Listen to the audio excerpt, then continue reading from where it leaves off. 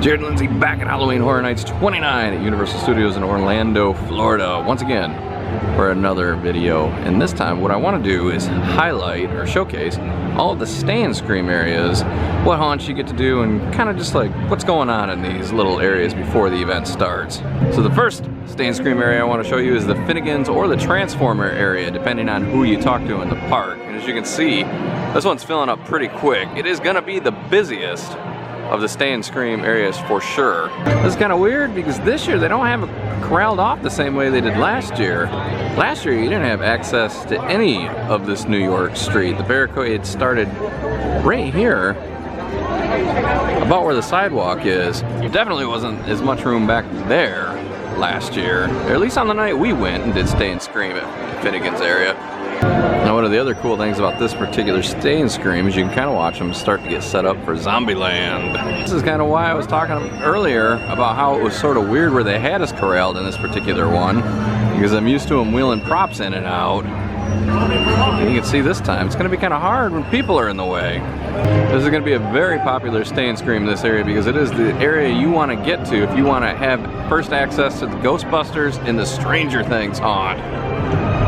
Another reason that this particular scare zone is popular is if you're extremely lucky, you can get into Finnegan's and get something to eat. But I'm not gonna lie, it is very, very hard to get a table at Finnegan's during Stay and Scream. You do have early access as well to all these little food stands for Stay and Scream, as well as this one. And it is only 5:15, and as you can see, people are already lined up to get into Ghostbusters and Stranger Things. They ain't wasting any time. One of the things that I'll say is not a negative, but that you may want to consider before deciding to do a Stay and Scream is exactly how long you are going to be standing out in the sun waiting for the Stay and Scream to release, because it is bright and hot and not shady. And even more so, you can see this Ghostbusters line is really starting to get ugly. It is wrapped all the way back into the Finnegan's Alley. And now the Stranger Things line is getting pretty scary. Enough people have gotten in the Ghostbusters one, now people are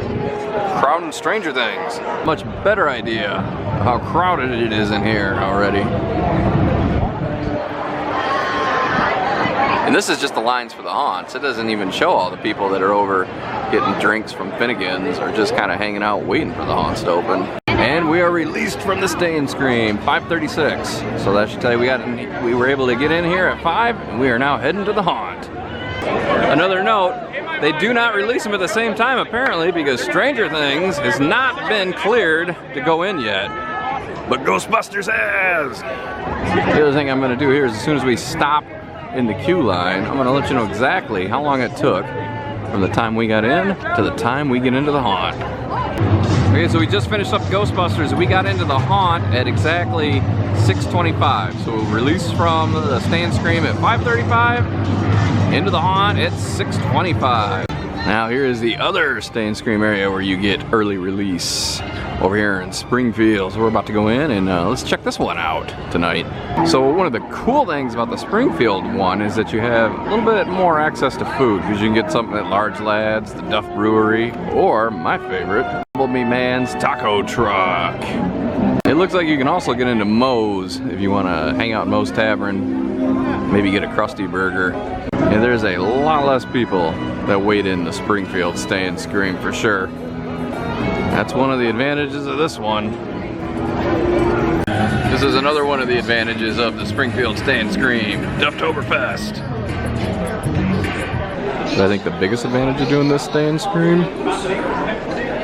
is you can hang out in the air conditioning. Can't do that over by Finnegan's, unless you're in Finnegan's, but it's usually pretty packed in there.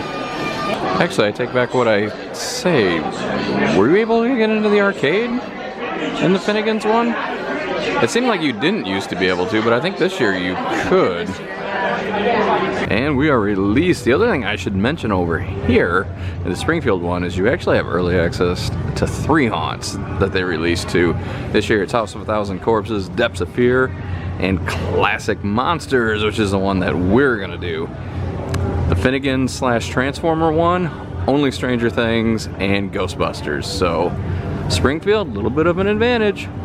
And here we are, 5:32, lined up, just about to go in. It's because I think this is such a big advantage doing the Springfield one. I'm gonna tell you all the haunts that I got through doing the Springfield Stay and Scream versus the Finnegan's one before the park opens.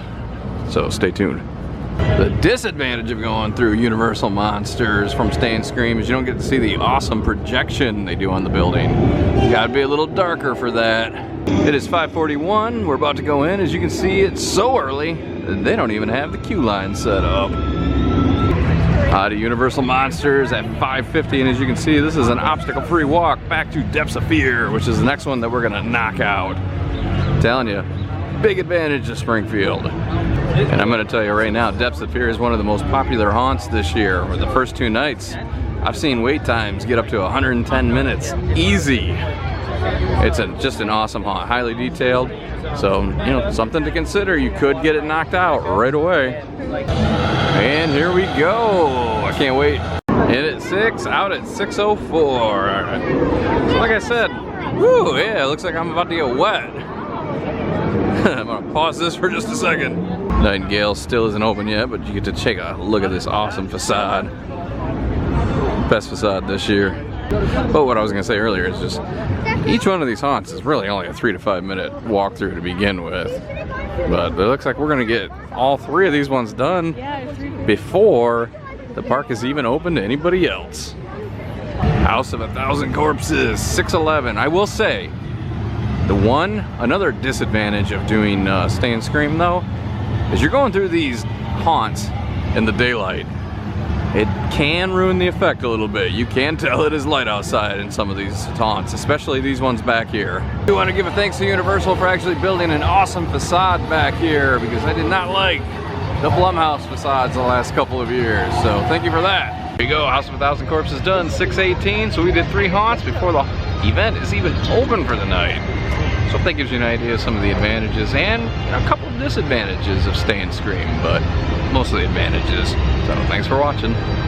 So the third area that you can stay in if you come into the park is over here by Hello Kitty. Now it's not an early release one like Springfield and the one over by Finnegan's.